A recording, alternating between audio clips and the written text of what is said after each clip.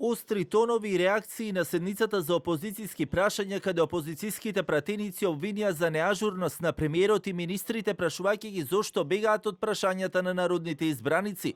Во фокусот минималната плата, евроинтеграциите, но не изостанаа ниту обвинувањата по етнички клуч, откако координаторката на ДУИ Рина Ајдари поставувајќи пратенички прашања го обвини вице-премиерот Беким Сали дека вреди се само декорна, како што рече моноетничката влада на Мицковски, а Сали го нарече стоматолог кој нема познавање од евроинтеграциите, откако ја отвори темата за вработените кои биле отпуштени од работа од страна на министерот Стоилковиќ, за кој пак Сали одговори дека откако биле надминати проблемите со договорите, повторно биле вратени на работа.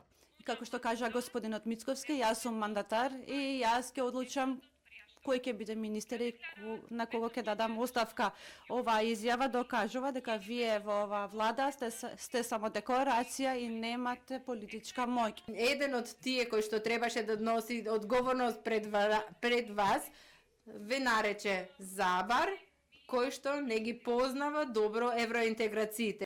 За ставот или останувањето во влада, тие се политички теми и не треба да ги објасниме денес со вас тука. Од опозицијската СДСМ пак уште на почетокот побараа пауза бидејќи сакаа да постават прашање до министерот за економија Дурмиши, па додека не се појави, пратениците беа на пауза.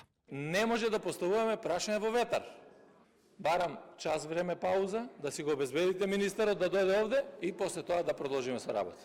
Откако се појави Дурмиши, следуваа опозицијските прашања до него и за минималната плата, но и за фирмите како што обвинија од левица кои не ги почитувале работничките права. Фирмите кои не можат да поднесат повисоки плати, вие ќе ги штитите. Не, тоа нема да го дозволиме. Ако умираат, нека умрат.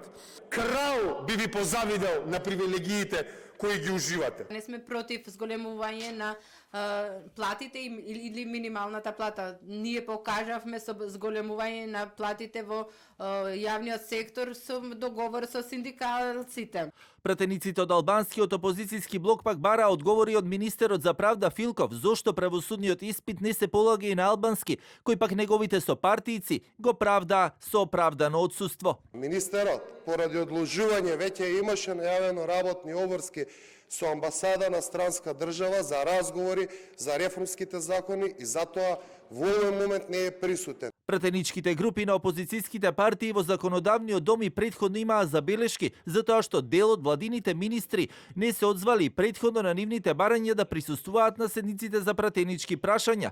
На неколку брифинзи со новинарите и собранискиот спикер Гаши информираше дека апелирал кај одредени министри да ги почитуваат поканите за присуство, иако не ги конкретизираше со имиња, но праксата и натаму продолжува.